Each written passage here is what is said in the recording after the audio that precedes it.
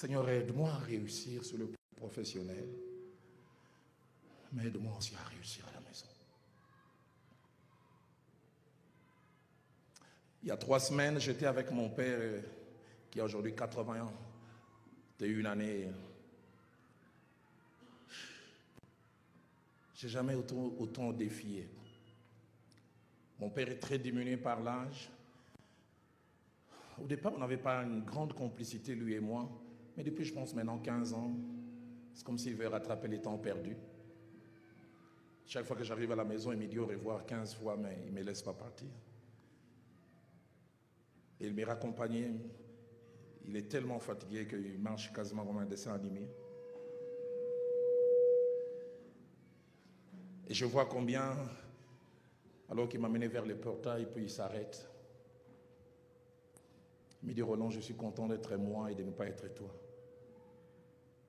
J'ai dit, pourquoi papa? Il dit, je vous ai eu, vous 5, et je puis dire devant Dieu que j'ai réussi. Chacun de vous est allé loin dans les études. Chacun de vous est stable dans son foyer. Chacun de vous est source de fierté pour moi. Je suis content d'être moi et pas être toi. Est-ce que tu seras aussi fier de tes enfants comme je suis de vous? Je suis resté là, j'ai dit, c'est vrai, hein? Lui, il a réussi.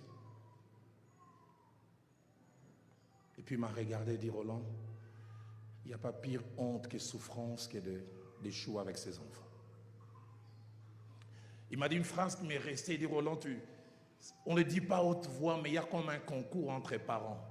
Ça ne se dit pas à haute voix. Vous vous rencontrez, comment va ton fils? Oh, le petit Jean-Jacques là, tu sais quoi, il a fait encore une distinction, comme moi je faisais.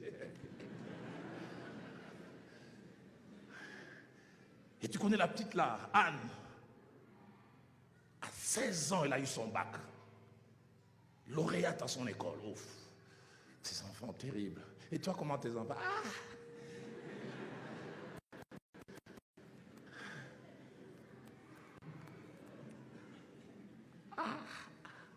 Anaclé, on l'a encore attrapé avec les chanvres. Il est à la prison.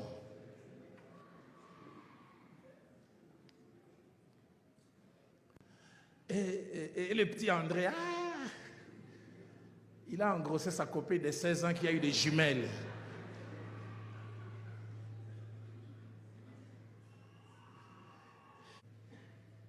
Réussir dans la vie avec ses enfants est une bonne chose à 2 niveaux.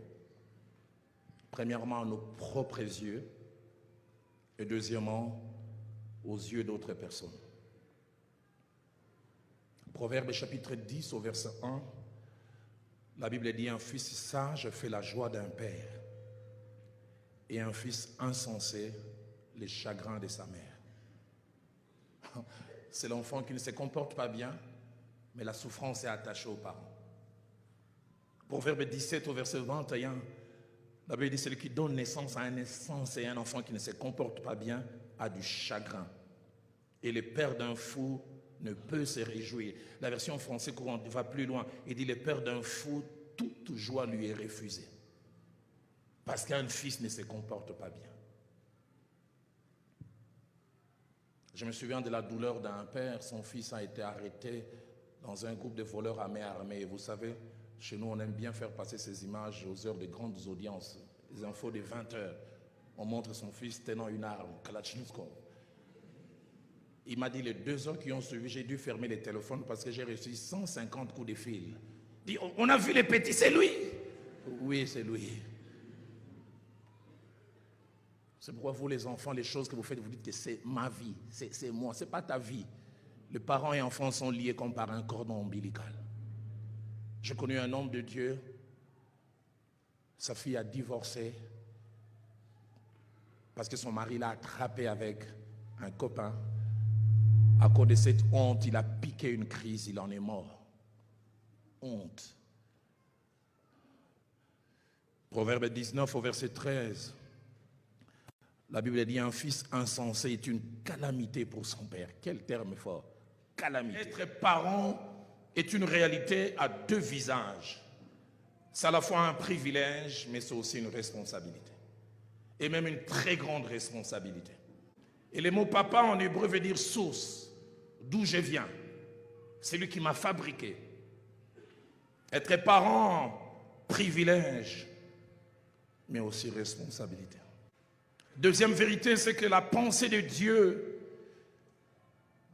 est qu'en tant que parents, nous ne soyons pas simplement des géniteurs. Ceux et celles qui participent biologiquement à l'existence d'une vie, mais qui n'influencent pas. Dieu ne veut pas que notre rôle s'arrête à être des fabricants de la vie.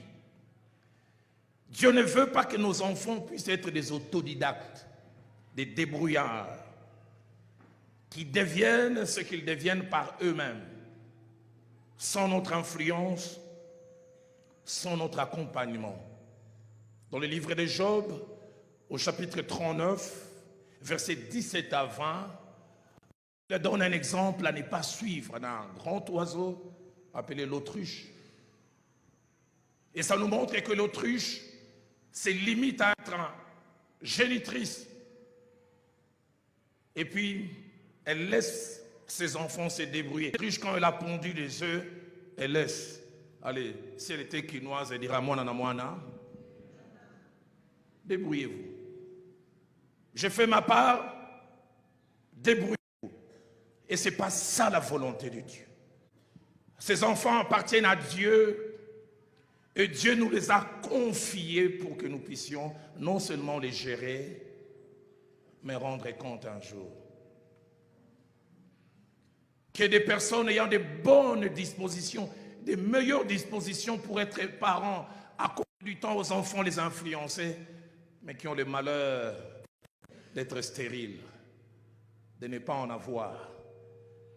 Et des fois, nous qui avons les privilèges d'en avoir, nous ne faisons rien du tout.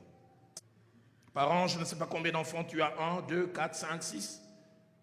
Qu'est-ce que tu fais de ces enfants? Réussir dans la vie professionnelle ne suffit pas.